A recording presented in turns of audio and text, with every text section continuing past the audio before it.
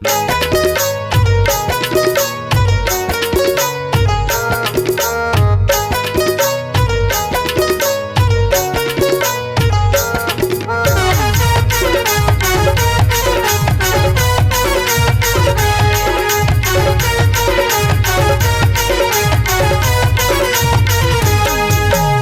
गे है गर्मी पसीना बोहाय, बढ़ गे है गर्मी पसीना बोहाय। मैं तो पेप्सी वाला हूँ, बस पॉप बजाता हूँ। मैं तो पेप्सी वाला हूँ, बस पॉप बजाता हूँ। बढ़ गे है गर्मी पसीना बोहाय, बढ़ गे है गर्मी पसीना बोहाय।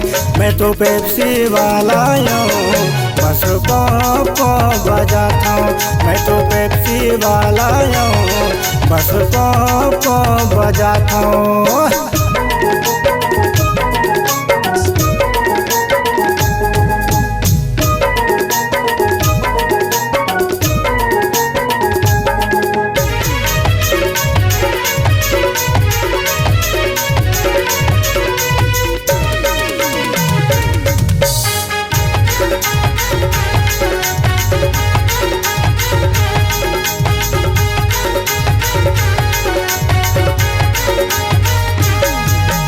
पाँच रुपया के एक ठन देता हूँ, 10 रुपया के 2 ठन वो लेके हो ही तले।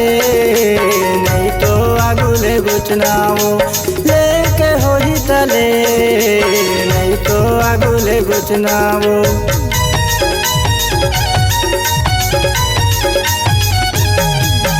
5 रुपया के एक ठन देता हूँ, 10 रुपया के 2 ठन वो लेके हो ही तले।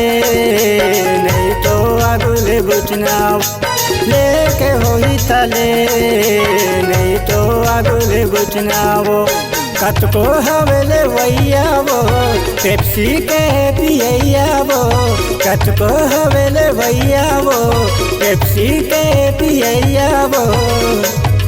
मैं तो पेप्सी वाला हूँ, बस पॉप बजाता हूँ। मैं तो पेप्सी वाला हूँ, बस पॉप बजाता हूँ।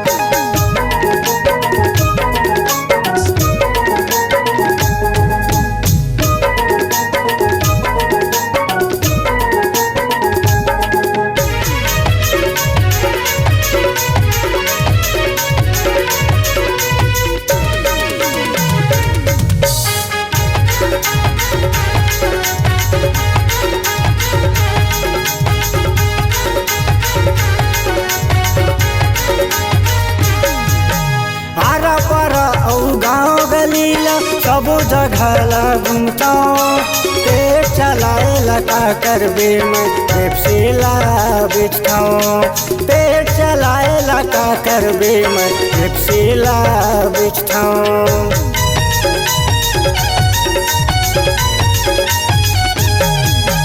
आरा पारा और गाँव गलीला सब जगह घूमता हूँ, पेट चलाए लगा कर भी मैं पेप्सी ला बेचता हूँ।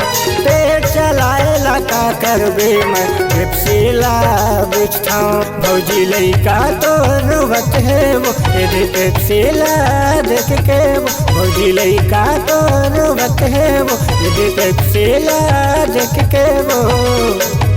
मैं तो पेप्सी वाला हूँ, बस पॉप बजाता हूँ।